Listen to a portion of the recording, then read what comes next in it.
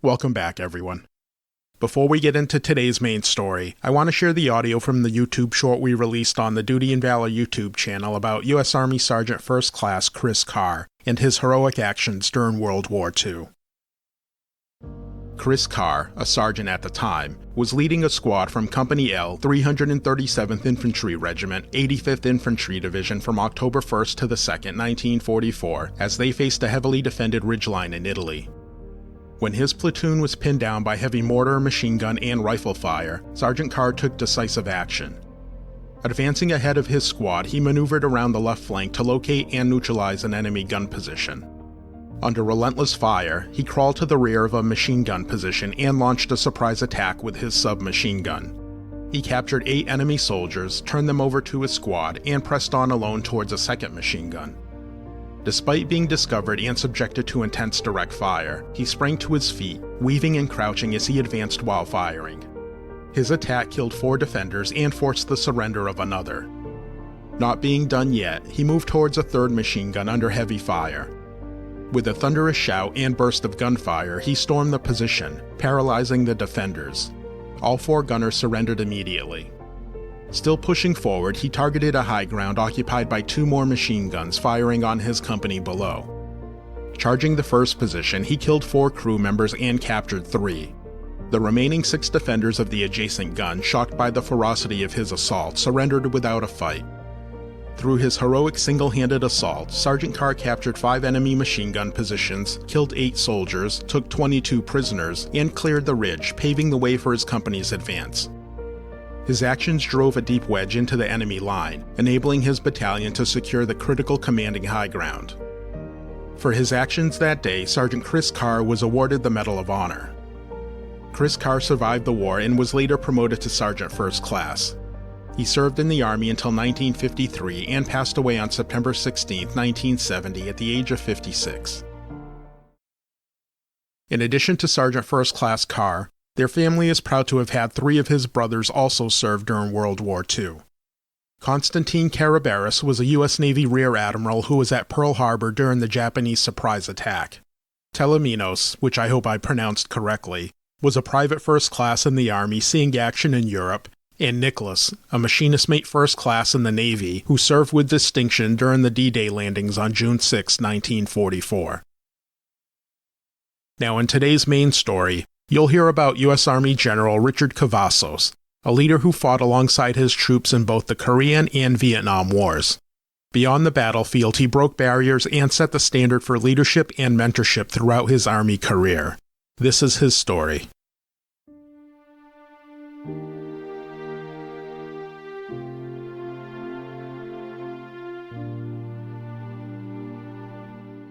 Richard Cavazos was born on January 31, 1929 in Kingsville, Texas, to parents Lauro Sr. and Tomasa Cavazos. His father was a World War I veteran who became a ranch foreman. Even though they faced hardships growing up on the ranch, his parents were able to put all their children through college. Following high school, Richard attended Texas Technical College, now known as Texas Tech. While there, he played on their football team and was a member of their ROTC program, graduating in 1951 with a bachelor's degree in geology. Upon graduating, he received a commission as a second lieutenant in the Army and began basic officer training at Fort Benning in Georgia. From there, he was sent to Korea, where he was given command of a platoon in Company E, 2nd Battalion, 65th Infantry Regiment. Growing up in a bilingual household, Lieutenant Cavazos was able to communicate effectively with the Puerto Rican soldiers who made up a majority of the 65th Infantry Regiment.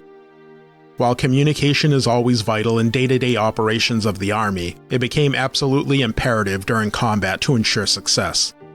Before he took command, a series of leaders struggled due to their inability to speak Spanish, leading to confusion and disorder.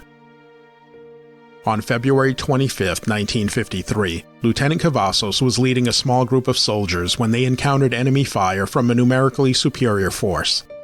During the engagement, Lieutenant Cavazos moved alone and captured a wounded enemy soldier that had been left behind after a previous firefight had forced his comrades to retreat.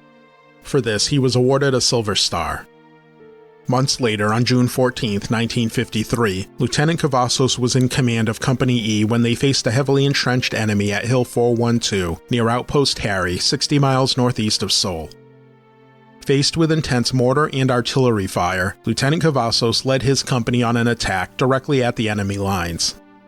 Company E was able to reach their trenches. Upon entering the trenches, they were faced with a determined enemy, resulting in fierce hand-to-hand combat. Not long after, the mortar and artillery intensified and was hitting Company E's position, forcing Lieutenant Cavazos to withdraw his men. After regrouping, he led his company on 2 more attacks which effectively destroyed fortifications and neutralized many enemy combatants. Lieutenant Cavazos then received the order to withdraw his company, which he did. However, he remained alone to ensure all men were accounted for. Facing enemy fire, Lieutenant Cavazos remained alone at the enemy outpost. After some time, he was able to locate 5 wounded soldiers.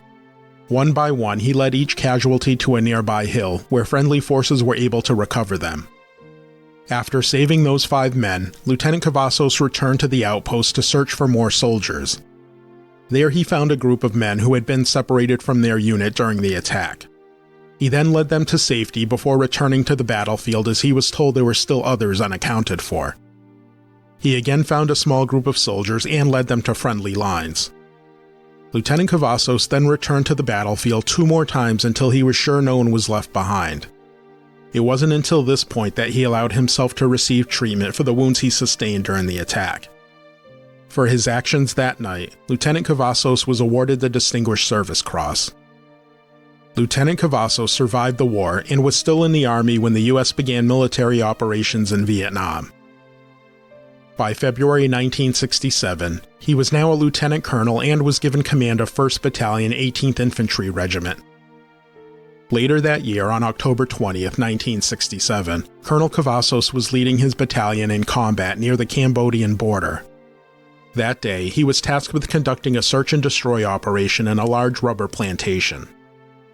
As they moved through it, one of his companies was engaged by a battalion-sized force which was heavily entrenched on a hill. Colonel Cavazos then quickly led the remainder of the battalion to aid the beleaguered company, arriving just as the enemy began an assault on their position. Colonel Cavazos faced heavy fire and shrapnel from grenades as he moved among his men directing the counterattack. Seeing that their assault was untenable, the Viet Cong forces retreated back to their hillside positions.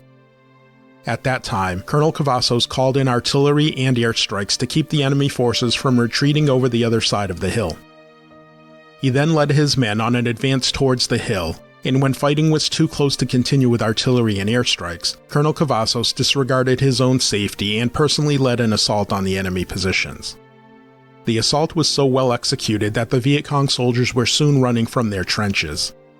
He then called in artillery fire on the hill, neutralizing the enemy as they ran away.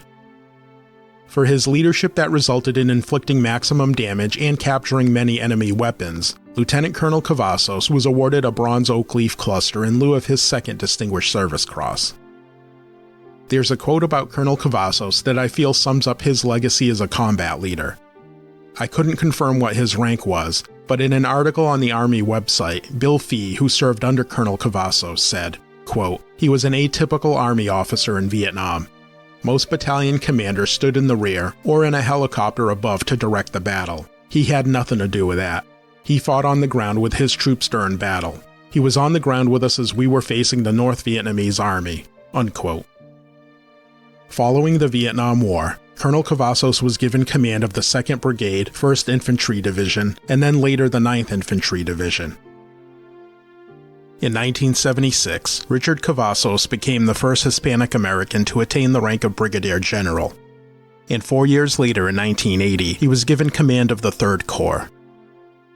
There are too many accomplishments to cover in this episode about General Cavazos, both on and off the battlefield.